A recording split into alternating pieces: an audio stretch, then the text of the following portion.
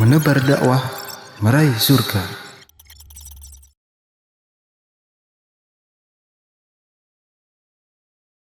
Kembali ke tema lagi Ustaz, terkait penghinaan Nabi Ustaz. Ya. Kemarin ada fenomena itu, banyak negara Islam itu menyerukan untuk boikot Ustaz. Ya. Nah, sementara di Indonesia sendiri ini masih belum Ustaz. Nah, sebenarnya untuk kita menyikapi banyak dari negara lain terkait boikot ini, sikap kita gimana Ustaz? Boikot ekonomi itu kan artinya kita nggak membeli barang ya. Sebenarnya membeli tidak membeli itu adalah urusan pribadi. Yang hukum asalnya adalah boleh.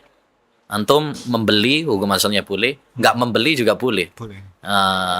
Kita bisa milih yang lain kan gitu. Nggak ada yang mewajibkan kita untuk beli di fulan, itu kan nggak ada. Jadi hukum asal jual beli boleh. Kalau kita nggak beli sama dia juga boleh juga. Karena boleh itu kan nggak ada keharusan. Boleh kita lakukan, boleh juga kita nggak, gitu kan. Adapun pemboikotan ekonomi itu hukum asalnya adalah boleh. Hukum asalnya adalah boleh. Karena ini masalah muamalah, masalah dunia, maka kembali kepada hukum asal, bahwa hukum asal masalah dunia adalah boleh. Dan bisa berubah hukumnya sesuai dengan keadaan. Jadi ada tiga kaidah dalam masalah pemboikotan ekonomi ini. Yang pertama adalah jihad. Ya, para ulama mengatakan seperti yang dikatakan oleh Syekh Abdurrahman As-Sa'di, salah seorang ulama besar. Beliau mengatakan termasuk jihad ya pada zaman kita sekarang itu adalah dengan memboikot ya produk orang-orang kafir, karena itu bisa melemahkan ekonomi mereka, dan segala sesuatu yang bisa melemahkan orang-orang kafir dan memperkuat Islam, tentu itu adalah bagian dari jihad. Yang kedua adalah maslahat mursalah. Ya, ini kaidah penting juga yang banyak dipraktekkan oleh para ulama, ya, di mana segala sesuatu yang membawa kepada kemaslahatan untuk Islam, maka berarti itu adalah dianjurkan selama tidak bertentangan dengan agama, ya. Walaupun tidak ada dalilnya secara khusus, ya, misalkan peraturan lalu lintas, peraturan nikah harus dicatat di KUA, itu kan tidak ada dalilnya secara khusus, tapi itu termasuk kemaslahatan yang didukung oleh dalil-dalil umum, maka itu pun disyariatkan. Yang ketiga adalah kaidah al-wasail laha ahkamul maqasid, bahwa sarana itu tergantung kepada tujuannya. Sekarang kita pemboikotan itu tujuannya apa? Kalau tujuannya adalah baik, maka dia menjadi baik juga. Karena tergantung kepada tujuannya tadi. Kalau tujuannya buruk, berarti buruk juga. Jadi ini ya, hukum asal dari pemboikotan ekonomi. Hukum asalnya adalah boleh-boleh saja. Itu saya tidak mendapati ada perselisihan di kalangan para ulama tentang hukum asal ini, yaitu boleh. Ya, hukumnya adalah boleh, itu adalah disyariatkan. Nggak ada perselisihan. Tapi kalau untuk terkait negara Ustaz, atau mungkin itu hak pribadi atau kita ngikut pemerintah Ustaz, atau hak pemerintah terkait boikot dari negara ke negara Ustaz? Ya, jadi pemboikotan itu ada dua macam. Ada pemboikotan yang pribadi, maka itu tidak butuh kepada izin pemerintah. Karena memang pada asalnya kan masalah ekonomi itu kan masalah jual beli. Beli tidak beli gitu. Beli nggak beli, kita nggak ada kewajiban izin sama pemerintah. Kita mau beli misalkan ini es tarik, masa izin dulu sama pemerintah? Kan nggak. Begitu juga sebaliknya, kita nggak beli, ya berarti nggak ada kaitannya dengan pemerintah. Toh kita juga nggak ada kewajiban harus beli mereknya mereka kan, atau produknya mereka, nggak ada. Jadi ini kan gambaran mudahnya. Kalau seandainya kita punya dua tetangga, dua tetangga ini punya toko masing-masing. Satu tetangga ini menghina ibu kita, memfitnah bapak kita, memfitnah kita, istri kita.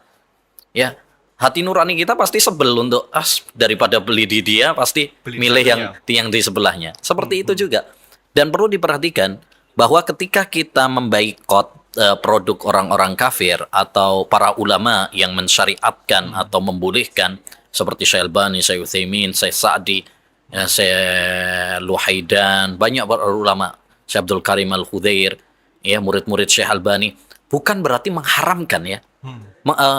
hukum asal kita muamalah dengan orang kafir boleh-boleh saja. Nabi SAW dulu muamalah 13 tahun di Mekah, yaitu bersama orang-orang kafir, jual beli gitu kan.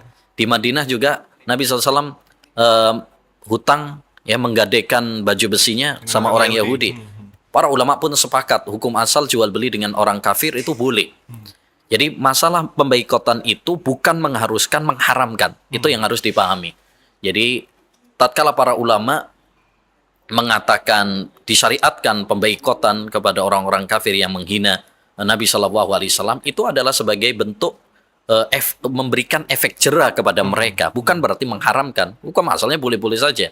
Mengharamkan transaksinya itu, Ustaz, ya? Mengharamkan transaksi bukan berarti mengharamkan, boleh-boleh saja. Kita hukum asalnya adalah boleh. Boleh. Ya, tapi kalau memang itu bisa membuat efek jera bagi mereka, ya, dan apa namanya, ya, banyak kaum muslimin mau kompak bisa menekan mereka, ya, itu disyariatkan. Yang nomor 2 adalah pembaikotan yang masif, yang massal, ya, maka itu butuh koordinasi, ya, terorganisir, dan ini butuh adalah wewenang para pemerintah. Jadi kalau misalkan istrinya pembaikotan yang wajib, semuanya harus kompak nih, satu Indonesia harus kompak. Nah, ini harus satu komando. Ya, pembaikotan yang jenis ini wewenang pemerintah. Ya, wewenang pemerintah. Adapun yang pribadi masing-masing, silakan saja. Mau bambu saja. Boleh saja. Meskipun Kan, tetap meski pakai ya nggak apa-apa sih. tadi kalau selama belum ada instruksi dari pemerintah, itu bukan keputusan pemerintah, ya berarti hukum asalnya boleh. Cuma ini boleh kita membeli, boleh juga nggak membeli. Ya, tapi kalau kita misalkan nggak membeli dengan tujuan untuk sebagai pembelaan kita kepada Nabi, cinta kita kepada Nabi, ya, insya Allah itu akan diberi pahala. Ya, akan diberi pahala. Gitu. Intinya ini masalah khilaf. Kalau masalah apakah izin pemerintah atau tidak, itu masalah perselisihan di kalangan para ulama. Kita hendaknya lapang dada dalam masalah fikih, itu biasa. Ada perbedaan pendapat. Jadi sebagian ulama memang mensyaratkan izin pemerintah. Semua pembaikotan itu wewenang pemerintah. Sebagian para ulama tadi yaitu memerinci antara pembaikotan pribadi dengan pembaikotan yang masif, yang terstruktur, yang wajib untuk ditaatin. Nah, ini yang apa namanya, yang harus izin dengan pemerintah. Jadi wallahu alam, yang pendapat yang lebih kuat pendapat jumhur ulama, mayoritas ulama. Jadi dibedakan antara pembaikotan pribadi dengan pembaikotan yang terstruktur, yang pemerintah. Soalnya gini, kalau pemerintah itu kan ketika mau melakukan pembaikotan itu kan banyak yang banyak yang dipertimbangkan, pertimbangan politik, ya kan, pertimbangan ekonomi, hubungan antar negara. Iya, jadi itu tadi seperti kita sampaikan, membela Nabi SAW itu kan punya tingkatan-tingkatan. Tingkatan pemerintah, ada tingkatan ulama, ada tingkatan pebisnis, ada tingkatan kita sebagai umumnya manusia. Kalau yang bisa pemimpin bisa menekan dengan politiknya, dengan ekonominya, berarti hendaknya membela Nabi SAW dengan apa yang dia bisa, dengan kekuatan kekuasaannya. Kalau para ulama dengan ilmunya, ya, dengan fatwa mereka, dengan pebisnis dengan penekanan ekonomi. Dan ini terbukti kan dengan banyaknya yang memboikot kepada produk-produk orang kafir Perancis, ya, langsung sahamnya langsung hancur gitu ya kan. Dan itu diharapkan bisa membuat efek jerah kapok kepada mereka, ya, itu tujuannya. Tapi kalau selama itu bukan instruksi dari pemerintah, ya, dan apalagi kalau misalkan dia butuh kepada produk tersebut, ya hukum asalnya boleh-boleh saja. Ya, yang wajib itu kalau itu sudah instruksi dan keputusan pemerintah. Kalau pemerintah sudah seluruh wargaku wajib untuk boikot, ya, itu wajib ditaati sebagai bentuk ketaatan kita kepada pemerintah. Demikian juga kalau pemerintah melarang memboikot, ya, jangan memboikot karena ini sangat berefek kepada ekonomi kita, politik kita dan sebagainya. Wajib bagi kita juga untuk tidak memboikot, taat kepada pemerintah dalam masalah ini. Tapi selama pemerintah nggak nyuruh dan juga nggak melarang, Iya, Ustaz. kembali kepada hukum asal, yaitu boleh. Sebagaimana kita boleh membeli produk mereka, boleh juga untuk tidak membeli. membeli. Gitu. Baik, nah bicara boykot ini kemarin juga sempat ada Ustadz, sebagian dari saudara muslim kita itu demonstrasi Ustadz, demonstrasi mendesak pemerintah untuk segera memboikot produk-produk dari Prancis itu Ustadz. Nah, terkait kegiatan demonstrasi untuk apa namanya istilahnya mendesak untuk boykot ini apakah bentuk cinta Nabi atau bagaimana Ustadz? Ya, itu bentuk cinta Nabi, tapi bentuk cinta Nabi yang salah. Salah Ustadz ya.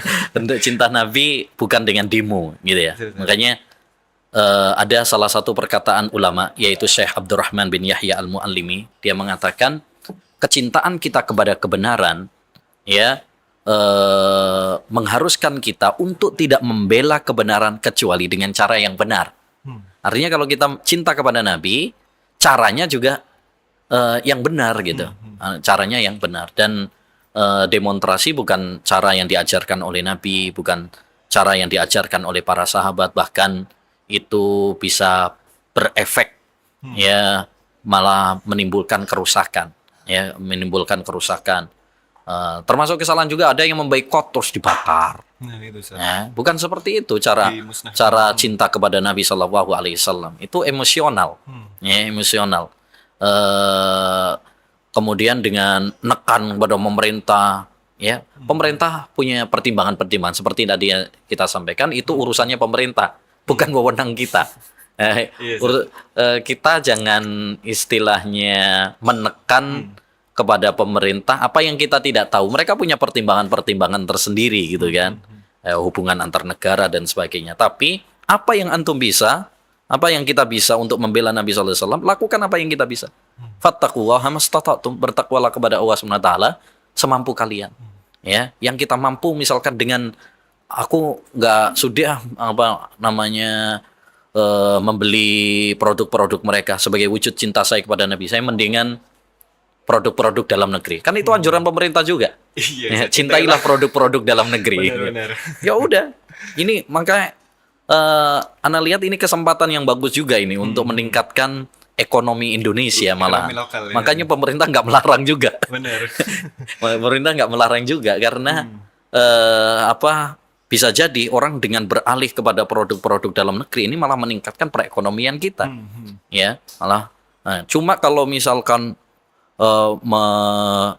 menyuruh memboikot juga, itu mungkin pertimbangan pemerintah adalah ya hubungan antar negara, politik dan sebagainya. Jadi intinya bukan termasuk membela Nabi kalau kita membelanya dengan demonstrasi. Ya, tidak pernah dicontohkan dan dianjurkan oleh Nabi dan para sahabat gitu. Dan meskipun kita memilih produk dalam negeri, nggak perlu ya Ustadz ya, kayak membakar produk-produk yang dari Prancis, kemudian sampai diviralkan di video, terus mengajak yang lain boikot juga.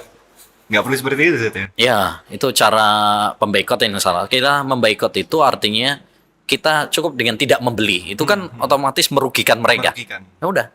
Adapun kita beli kemudian kita bakar, mubadzir, kan ini hukum asalnya halal memang. Iya Ustadz. Hukum asalnya halal. Ya. Kalau dibeli kemudian misalkan dibagi-bagikan, itu lebih bagus. Ya. Yang penting pokoknya kita tidak membeli mereka kalau memang kita ingin memboikot, ya udah. Kalau yang sudah terlanjur kita beli, ya udah, itu pakai gitu. Pakai aja sih. Ya, karena tujuan kita kan menekan, membuat efek jerah kepada mereka. Berbuat beli kemudian bakar kan ini mubadzir. Apalagi produknya banyak yang mahal ya Ustadz. Baju-baju dari Kalau sana. mahal atau tidak itu kan urusan.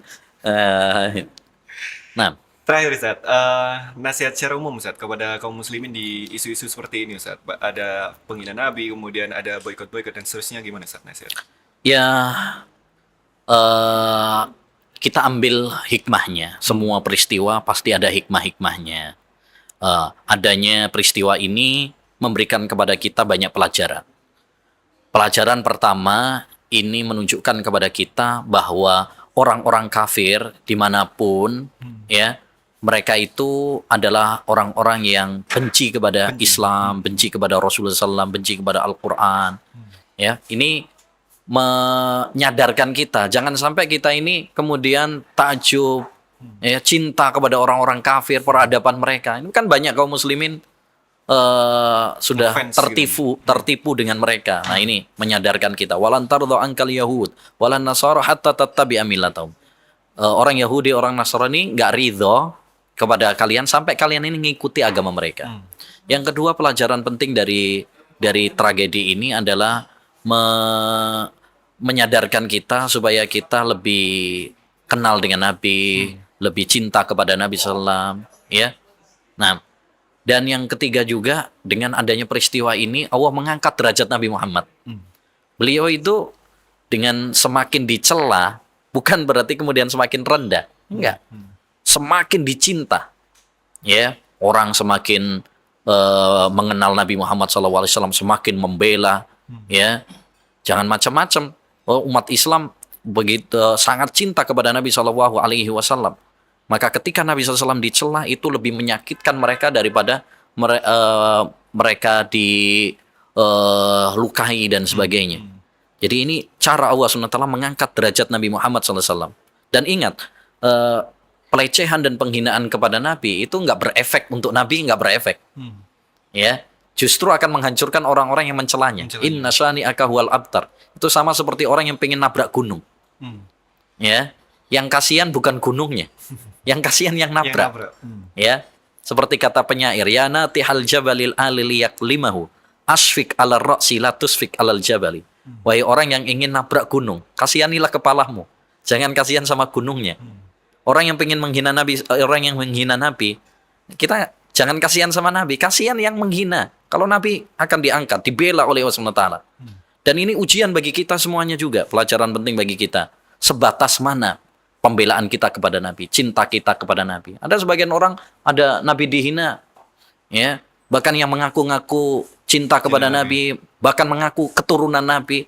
Ketika Nabi dihina, santai-santai aja, nggak tergores sedikit pun. Mana cintanya, pembelaannya kepada Nabi Sallallahu Alaihi Wasallam.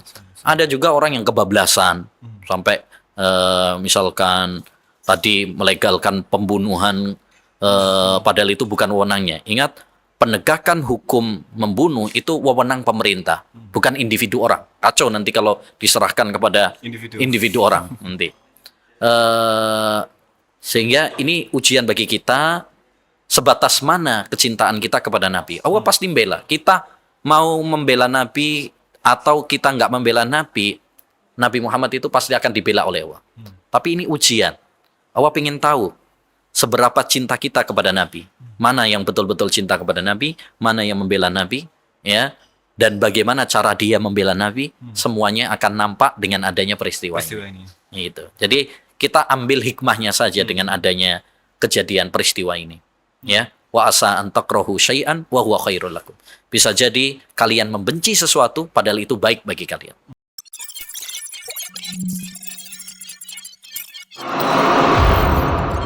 Menebar dakwah, meraih surga.